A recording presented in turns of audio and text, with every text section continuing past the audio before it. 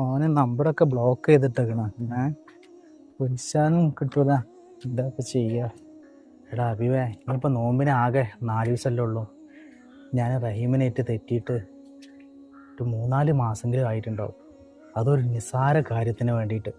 ഇപ്പോഴും മനസ്സിലതൊരു വല്ലാത്തൊരു പ്രയാസമാണ്. എന്റെ ആഗ്രഹം അത് തന്നെയാണ്. നോമ്പിന് എല്ലാവരോടും കളിച്ച് ചിരിച്ച് നടക്കുക. അത് തന്നെ നമ്മളെ മനസ്സിൽ വെറുപ്പിച്ചാണ്ട് പള്ളിയിൽ പോയിട്ട് എന്താ കാര്യം? എന്തിനാ ഇവിടെ ഇങ്ങനെ മടിച്ചു നിൽക്കണം? ആ ഗേറ്റ് തുറന്നു കണ്ട് ആ വാതിലൊന്ന് മുട്ടിക്കൂടെ നിങ്ങൾക്ക് രണ്ടാവും. അതിനെ അബോക്ക അവനെങ്ങനെ പ്രതികരിക്കാന്ന് അറിയില്ലല്ലോ. ആ ഒരു പേടിയിലും കൂടി ഇവിടെ നിൽക്കുകയാണ്.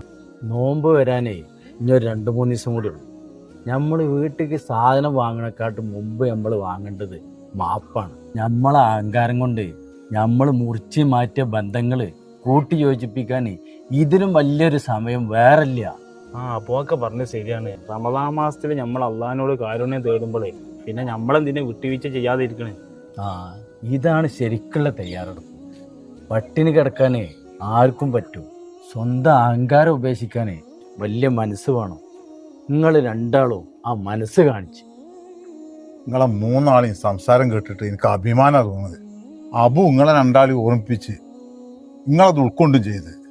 റമദാൻ എന്ന് പറഞ്ഞാലേ ഒരു നോമ്പ് വെൽക്കാൻ മാത്രമല്ല, അത് മനുഷ്യനൊരു പരിവർത്തനത്തിനും കൂടിയുള്ള മാസമാണ്. കാക്ക, ഇതോടുകൂടി ഞങ്ങൾ രണ്ടാളും ഒരു കാര്യം തീരുമാനിച്ച്, ഞങ്ങൾ ആരൊക്കെ വെറുപ്പിച്ചിട്ടുണ്ടോ അവരൊക്കെ പോയി കാണും, അവരോട് സംസാരിക്കും, അവരോട് പൊരുത്തപ്പെടിക്കും ചെയ്യും. അത് ശരിയാ. ശുദ്ധിയുള്ള മനസ്സോട് കൂടിയിട്ട് വേണം നമുക്ക് ഇപ്രാവശ്യത്തെ നോമ്പിനെ വരവേൽക്കാൻ. വാടാ പോയിട്ടോ. തകർന്നു പോയ ബന്ധങ്ങൾ വിളക്കി ചേർക്കാനും അസ്വാരസ്യങ്ങളിൽ ഉലയുന്ന ബന്ധങ്ങൾ ദൃഢമാക്കാനും നമുക്കിനി മുതലുള്ള ഈ ദിനങ്ങൾ സഫലമാവട്ടെ.